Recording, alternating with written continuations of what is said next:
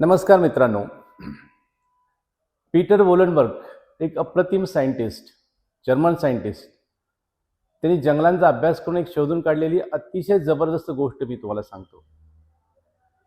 जेव्हा एखादं झाड कुठल्या तरी इन्सेक्ट्सच्या, दीमकच्या किंवा जंतांच्या प्रभावामध्ये येतं आणि सुकू लागतं, त्यावेळेस त्याच्या अगोदरच त्याची मदर ट्री किंवा एक मोठं झाड त्याला मदत करतं. त्यांच्या रूट्समधून असलेल्या फंगी नावाच्या गोष्टीतून ते असे काही केमिकल्स तयार करतं स्वतःच्या पोटामध्ये, त्या छोट्या छोट्या झाडांना पोंचवतं रूट्सच्या मार्फत. आणि मग त्या झाडांच्या पानाची टेस्ट इतकी खराब होते की हे सगळे इन्सेक्ट्स तिथून पळून जातात आणि झाड सर्वाईव्ह होतं. खूप वर्षापूर्वी आपण बीटी कॉटन ऐकलं होतं, त्यामध्ये हीच टेक्नॉलॉजी वापरलेली. पण कॉटनच्या एका गोष्टीची आपल्याला टेक्नॉलॉजी ही माहिती आहे. ह्या पीटर वोलनबर्गमध्ये असं लक्षात आलेलं आहे की अशी कितीतरी प्रचंड डेव्हलप टेक्नॉलॉजी झाडांमध्ये आहे. त्यामुळे झाडं शेकडो वर्ष जगतात, लवकर मरत नाहीत, त्यांना आजार होत नाही. नाही तर आपण बॅक्टेरिया आणि व्हायरसमुळे नेहमी शिंकत राहतो, कंटाळून जातो, आपल्याला त्याच्यावरचं उत्तर सापडलेलं नाही. झाडांनी मात्र आपल्या स्वतःपुरतं उत्तर शोधलेलं आहे. आपण जर त्यांच्याशी मैत्री केली तर कदाचित आपल्याला सुद्धा त्याचा फायदा होईल आणि आपल्याला पण अशा पद्धतीची मेडिसिन्स मिळायचा दिवस फार दूर राहिलेला नाही आहे. हो, हे होणार आहे. आपली प्रतिकारक क्षमता कशी वाढवायची हे झाडच आपल्याला शिकवतात. आणि म्हणून तर जंगलात राहणारी माणसांना असे छोटे मोठे रोग होत नाहीत, कारण ती प्रतिकारक क्षमता त्यांच्यामध्ये आलेली असते. आता तुम्ही म्हणाल की झाडांचं कुटुंब असतं, असं तुम्ही म्हणालात, हे खरं आहे का?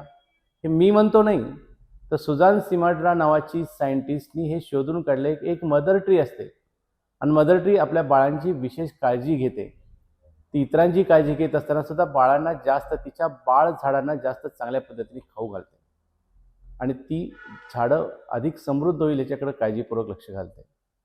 ह्या झाडांमध्ये एक सुंदर नेटवर्क आहे, हेही मी म्हणलो. हे खरं आहे. वुड वाईड वेब नावाची एक त्यांची स्वतःची कम्युनिकेशन सिस्टीम आहे.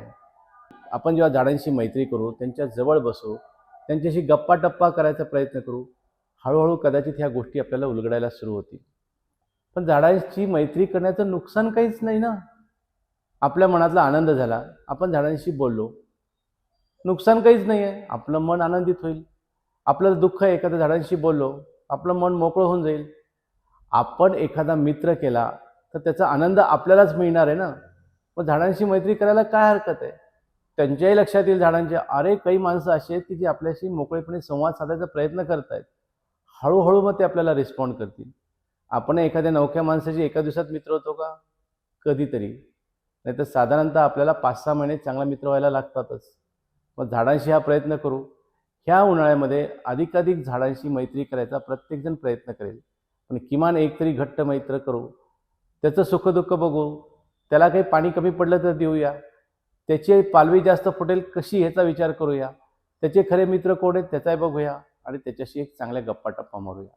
हा एक नवीन विचार, नवीन संकल्पना आणि नवीन दिशा मी तुम्हाला देतोय. झाडं ही काही निर्जीव वस्तू नाही आहे. झाडांचा उपयोग फर्निचरसाठी करणं किंवा अशा पद्धतीने करणं हे योग्य नाही आहे.